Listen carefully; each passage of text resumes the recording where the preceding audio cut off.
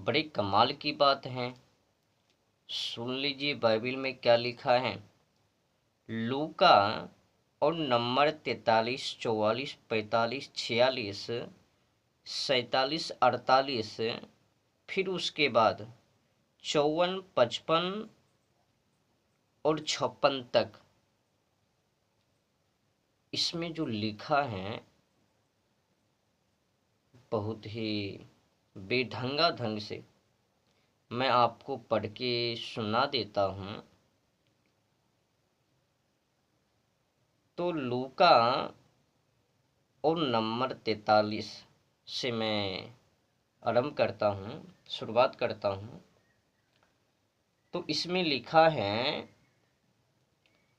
Number 43 में, और एक स्त्री ने जिसको 12 वर्ष से लहू बहाने का रोग था और जो अपनी सारी जीविका वैद्यों के पीछे व्यय कर चुकी थी और तो भी किसी के हाथों से चंगी ना हो सकी थी।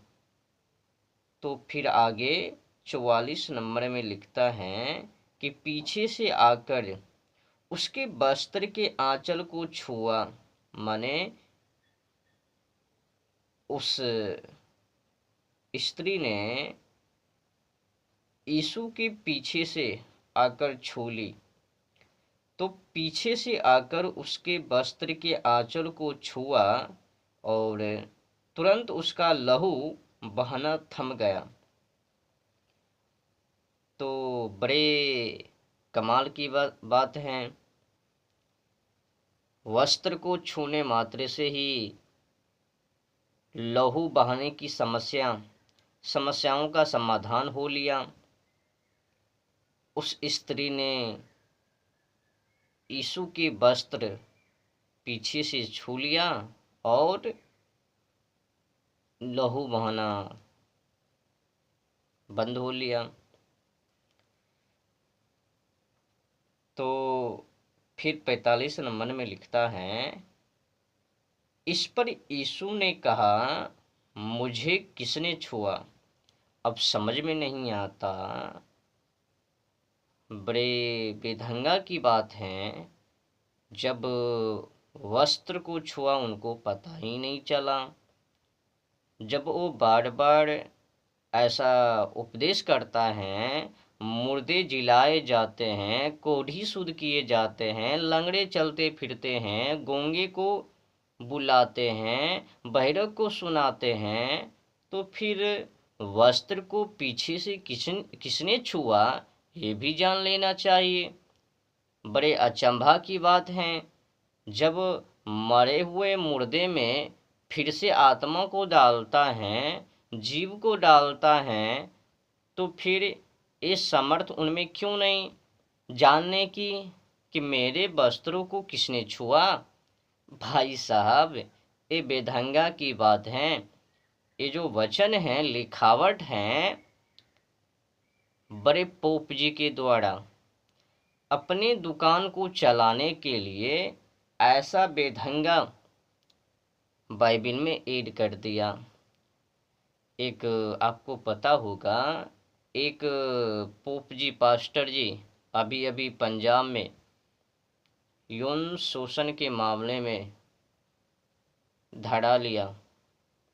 2018 के कर्मकांड में रेप के मामले में आज उस व्यक्ति की न्याय मिला। तो पोप जी अंदर गए, बेविचार कर रहे थे हालेलुया हालेलुया के नाम पर। जिसको छुआ वही सो लिया छटपटा के और जोर जोर से हालेलुया हालेलुया। तो यही से वो सब कहानी है। जो मर्जी सो लिख दिया बाइबिल में।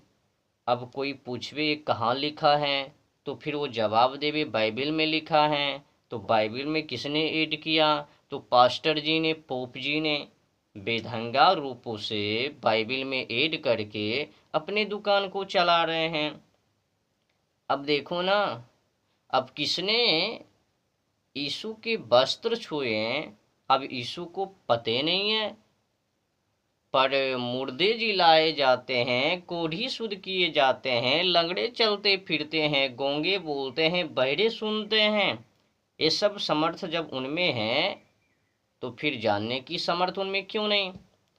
अब मरे हुए मुर्दे को पुनः जीवित करना बड़े आश्चर्य की बात है, अचंभा है। समझ रहे हो ना? जब उसमें मरे हुए मुर्दे को जीवित करने की क्षमता है, वो समर्थ है, तो फिर जानने की समर्थ क्यों नहीं? इसी से स्पष्ट है कि एक टेढ़ा मेढ़ा बेढंगा रूप लिखावट वचन ईश्वर का नहीं, बड़े पोप जी का है। इस लिखावट से पता चलता है कि बड़े विद्वान के द्वारा भी नहीं है, बड़े विद्वान कृत भी नहीं है, कोई जांगली मानव के द्वारा है। नहीं तो पटरी से उतार कर क्यों लिखता कि मेरे वस्त्रों को किसने छुआ? तो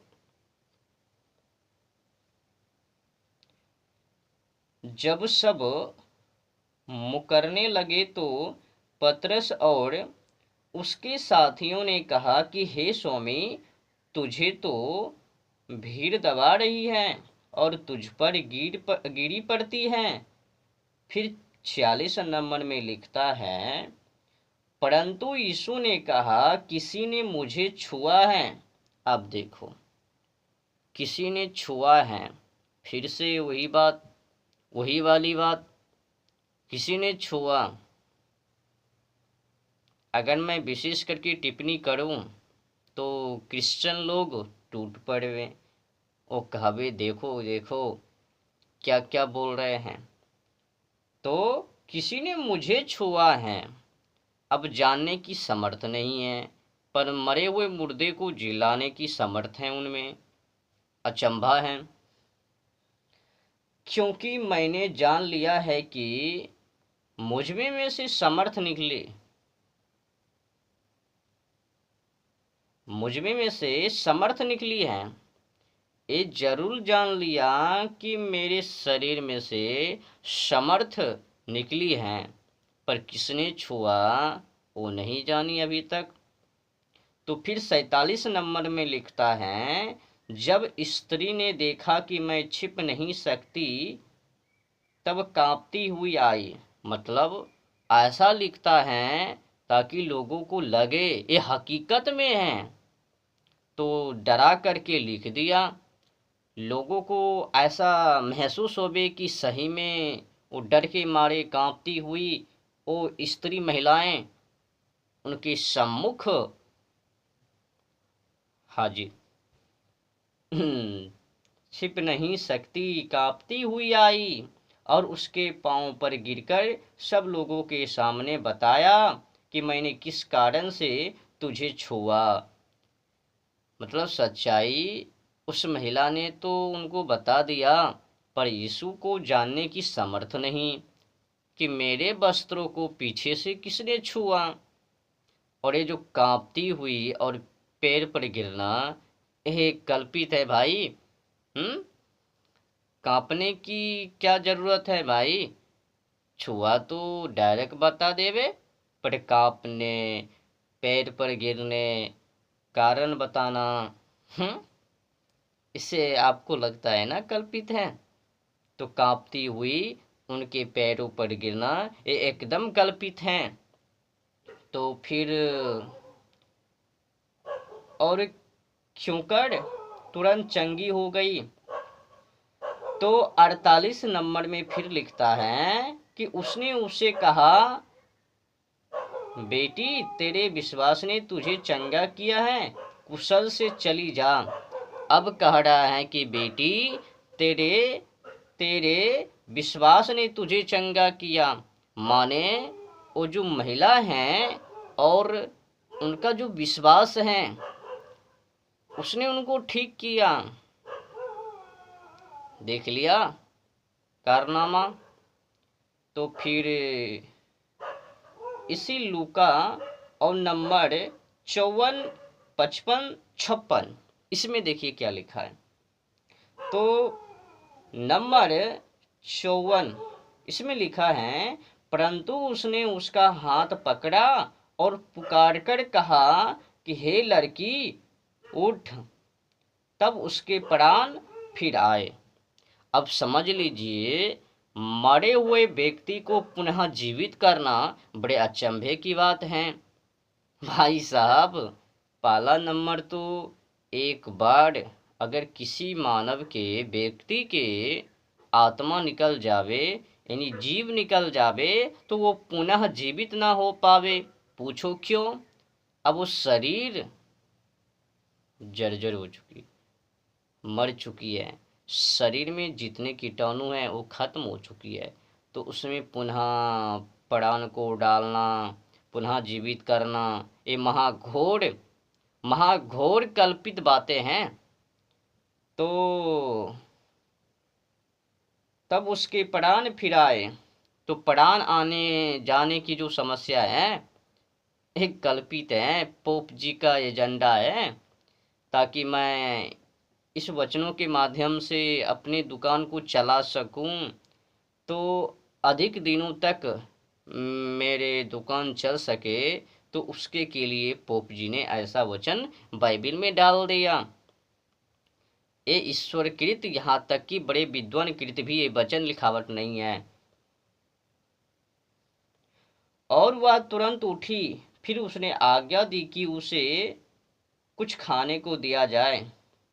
तो फिर 56 नंबर में लिखता है, उसके माता पिता चकित हुए, परंतु उसने उन्हें चिताया कि यह जो हुआ है किसी से ना कहना। बताओ भाई, जब तुमने उपकार किया है तो क्यों का ना बतलावे कि उसने मेरे को भलाई की है, मेरे को सहयोग की है, मेरे को सपोर्ट की है, समर्थन की है, क्यों का ना बतावे। अब वो काटा किसी से मत कहना, मतलब क्या है? झूठ भी बुलवा रहे हैं। देख लो, झूठ बोलने की अगर प्रक्रिया किसी में हो तो बाइबिल में, और बाइबिल में जो एड किया अंधविश्वासी, भ्रमित, प्रोपेगेंडा, एजेंडा, मिथ्य दुष्प्रचार के तहत वो पोपची ने। तो धन्यवाद। अगर किसी को मेरे बातों से ठेस लगवे, तकलीफ होवे, दिक्कत होवे, नाराज होवे, तो उसके के लिए क्षमा। पर जो सच्चाई है मैंने आप लोगों के बीच में रखा। अब इसमें आप लोगों को क्या लगता है वो कृपया करके कमेंट बॉक्स में अपनी राय को अवश्य धरें, ताकि मैं अपने विचारों को और मजबूती के साथ रख सकूं और उस पे कार्य कर सकूं। तो नमस्ते, धन्यवाद।